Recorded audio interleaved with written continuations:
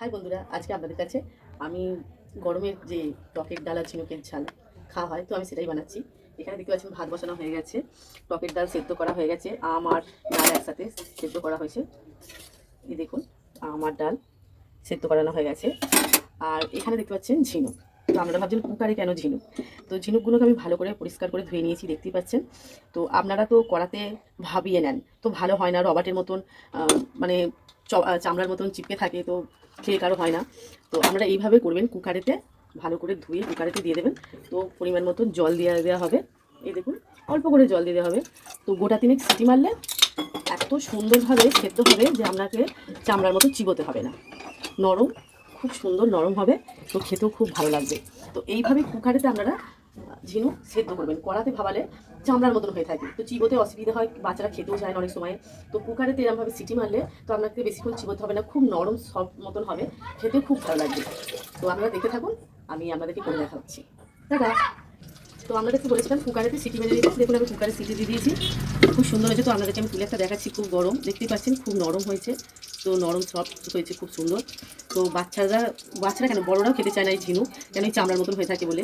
তো এটা চামড়ার মতন হবে না, খুব সুন্দর নরম হয়েছে, দেখতেই পাচ্ছেন আপনারা। এবার এখানে আমার টকের ডাল হয়ে গেছে, এখানে তেল গরম করতে দিয়েছি আলুটা ভাজার জন্য। তো আপনারা দেখতে থাকুন। দেখতে পাচ্ছেন আমার এখানে পেঁয়াজ ভাজা হয়ে গেছে। তো পেঁয়াজ ভাজা যে আমি ঝিনুকটাকে ভালো করে জল ঝরিয়ে রেখে দিয়েছি, কিছুটা জল আছে, আমি ঝরিয়ে তুলে দেবো। এখানে আমার আলু ভাজাও হয়ে গেছে। তো এখানে আমার পেঁয়াজটা ভাজা হয়ে গেছে, আমি এখানে রসুন তুলে দিচ্ছি। তো যে যেমন পরিমাণে রসুন খেতে ভালোবাসে সেরকম দেবেন। আর এখানে দেখতে পাচ্ছেন আদা বাটা আছে, লঙ্কা গুঁড়ো, হলুদ গুঁড়ো আর টমেটো। আর স্বাদ অনুযায়ী আপনারা নুন দিয়ে দেবেন, সে যেমন ঝাল খেতে ভালোবাসেন ঝাল দেবেন। তো ঝিনুকের ঝাল, শামুকের ঝালে, বেল ঝালে একটু ঝাল না ভালো লাগে না। রসুন ভাজা হয়ে গেছে, এখানে আমি এবার এই ঝিনুকগুলো একটু হালকা করে ভেজে নেবো।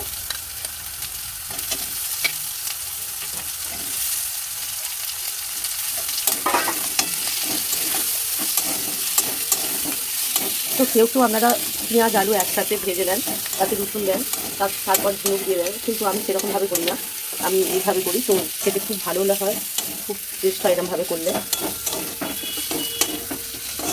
ভালো করে একটু ভেজে দিলে এই যে একটা মাটি মাটি গন্ধ ছাড়ে না, সেই গন্ধটা চলে যাবে।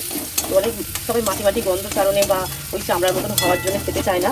তো আমি আবার একবার বলে দিচ্ছি আপনাদেরকে, তো আপনারা অবশ্যই কিন্তু কুকারে সিটি দিয়ে খাবেন, তো ভালো লাগবে খেতে। তো বাচ্চারাও খেতে চায় না, তো বাচ্চারাও খাবে, বড়রাও খেতে ভালোবাসবে। কুকারে সিটি মারলে খুব নরম হয়, খুব ভালো হয়। তো হালকা করে ভেজে নিয়েছি আমি এখানে ঝিলগুলো। এবার আমি টমেটো দিয়ে দিচ্ছি। তো টমেটোটা নরম হওয়ার জন্যে আমি একটু নুন ব্যবহার করছি।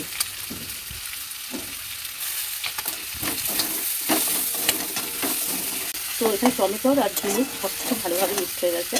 এখানে আমি যে আপনাদের বলেছিলাম লঙ্কা গুঁড়ো, হলুদ গুঁড়ো আর আদাটা একসাথে পানি করে একটু জল দিয়ে গুলিয়েছি, যাতে মশলাটা ভালোভাবে গুলে যায় বা এখানে পুড়ে না যায়, সামান্য জল দিয়ে দিয়েছি। তো এবার এটাকে ভালো করে আমি একটু কষে নেব।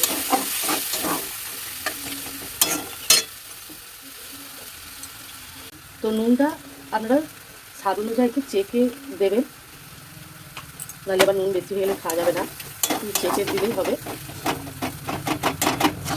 তো এখানে ভালোভাবে দেখুন কষানো হয়ে গেছে, খুব সুন্দরভাবে দেখুন সব টমেটো ভালোভাবে হয়ে গেছে, দেখতে পাচ্ছেন।